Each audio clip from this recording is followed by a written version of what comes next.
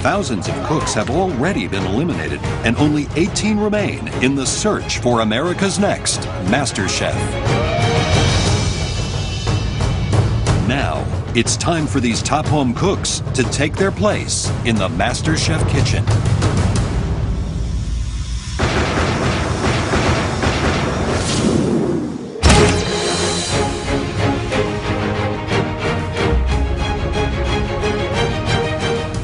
Walking into the MasterChef kitchen for the first time is incredible. It's such a beautiful kitchen. It's the kitchen that I've always dreamed of. MasterChef kitchen even has its own bar and restaurant. Man, this is crazy. It's freaking awesome. I've never seen so many glorious bottles of wine. The workstations are so spacious and they're beautiful, they're glistening, they're just calling us to come cook. There's this huge lounge, like every cookbook I could ever hope to own. It's just a dream. Come up here and join us. It's amazing, it's gorgeous. Like if you take every culinary equipment and you throw it all together and then you cover it in gold and then dip it in chocolate and then put it on a pedestal, that's the MasterChef kitchen. You have arrived. This kitchen is your culinary theatre of dreams. Because for one of you, this is where you're going to lose the label of a home cook and be given a brand new title. One of you will be crowned America's next MasterChef. Now, there's only one way to find out who that is. Please, make your way to your stations. You will not find a more state-of-the-art kitchen anywhere in the world than this, let me tell you. Each of you has a brand new set of MasterChef three-piece knives made by Global. It's time to start finding out which of you home cooks really have the potential to earn the title of America's next MasterChef. The best way to do that is with your very first Mystery Box Challenge. Each of you will have to prepare, cook, and present one awesome dish using only the ingredients hidden under those boxes. The person with the best dish today will have a huge advantage in the next stage of this competition. Cook every dish like your life depends on it. On the count of three, you'll lift those boxes. Mystery Box Challenge, it's exactly like when I open up the fridge and there's a couple of this, a couple of that, which happens to me every single night. 1, 2, 3. Lift. Wow. I'm trying to figure out, like, what is that? I have no idea what to do with it. I see this beautiful duck breast. My heart lifts because I know how it tastes. I've worked with it before. You've all got the most amazing duck breast. Kale, rhubarb, dark rum, sweet potato, 5 spice, fresh bananas, and some maple syrup. Prove to us that you truly belong here in this kitchen. People, when they lift that mystery box, they can see exactly what's underneath there. I have to listen to what the judges say when they list the ingredients and try to commit that to my memory. Your 60 minutes starts from now. Good luck.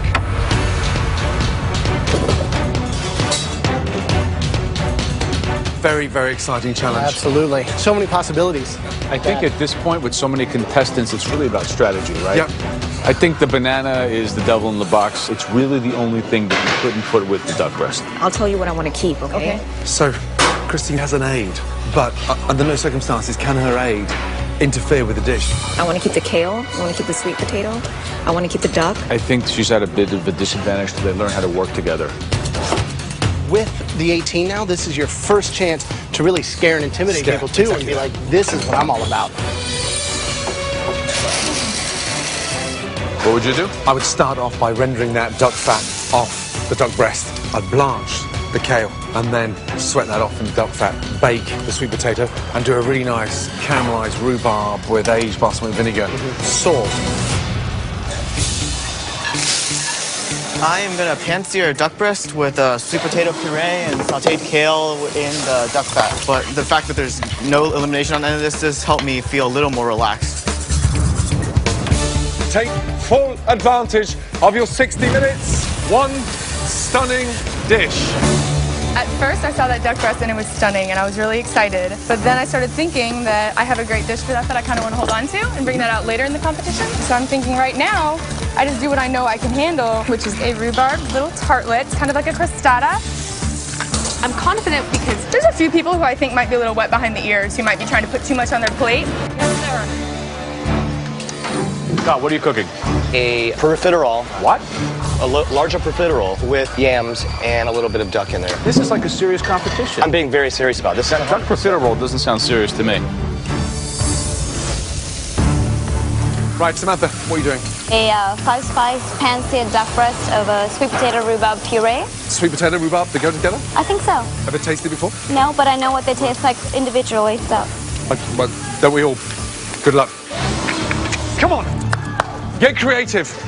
Cold pan, cold pan. Felix, what's going on? Are you going to try to pan roast this and get the fat rendered? Yeah. It works better when the pan's on. You might run out of time.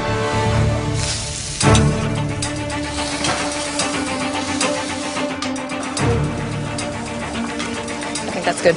Interesting. Yeah, definitely. Very interesting indeed. Becky, I mean, she's going for dessert, the rhubarb tart. So look, you're working on both hands at the same time. Yeah. I love the way she's multitasking. Absolutely. I'm really concerned about Samantha. Would you put sweet potato with rhubarb? Oh, that sounds disgusting.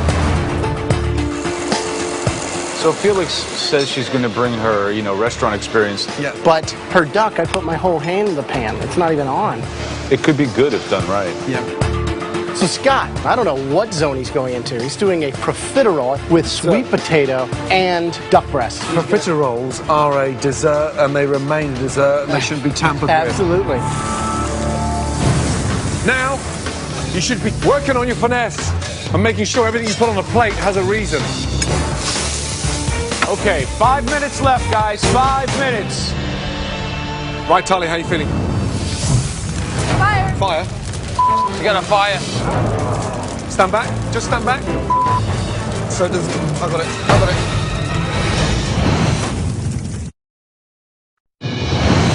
Fire. Fire. You got a fire. Stand back. Just stand back. So does... I got it. I got it.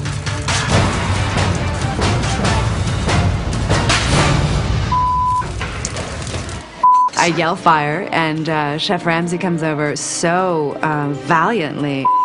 Yeah, no, I just burnt my hand when I had the top there. It's fine. Like a knight in shining armor. Everything's fine. Yeah? Yeah. Okay, good. Brilliant. Very brave. Thank you. Okay.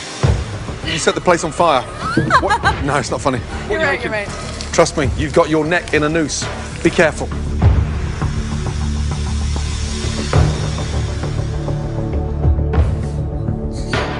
It's crazy. I think that's just the lack of experience, and you're seeing a lot of people who didn't know what to do. They're trying to do a little bit of everything. Yeah. Here we go. 60 seconds to go. Finish your touches to those plates. Clean those plates beautifully. 10, 9, 8, 7, 6, 5, 4, 3, 2, 1, and stop. Woo! Well done. After observing and tasting throughout the challenge, the judges now take one final look to identify 3 standout dishes. We've now chosen 3 dishes that stood out, really stood out. The first person I would like to invite down is... You know that you want to call my name. Please, please call my name. Ryan, let's go. I'm really not surprised that my plate is one of the top dishes. These other cooks are gonna have to step up their game if they're gonna want to compete with me. The next person we'd like to invite down is Samantha. Let's go, Samantha. I was one of the only people that decided to do something truly new. I think a lot of people are going to be jealous of me. The third person, please come down. Scott. Let's go. My mind is just racing. I know that I wasn't 100% proud of this dish. It was not executed properly. Congratulations. I mean, your 3 dishes stood out. Thank you, Chef. Thank you. You managed to cook what we think are the worst 3 dishes of this mystery box challenge. listen carefully. This season, we've rewritten the rule books. So none of you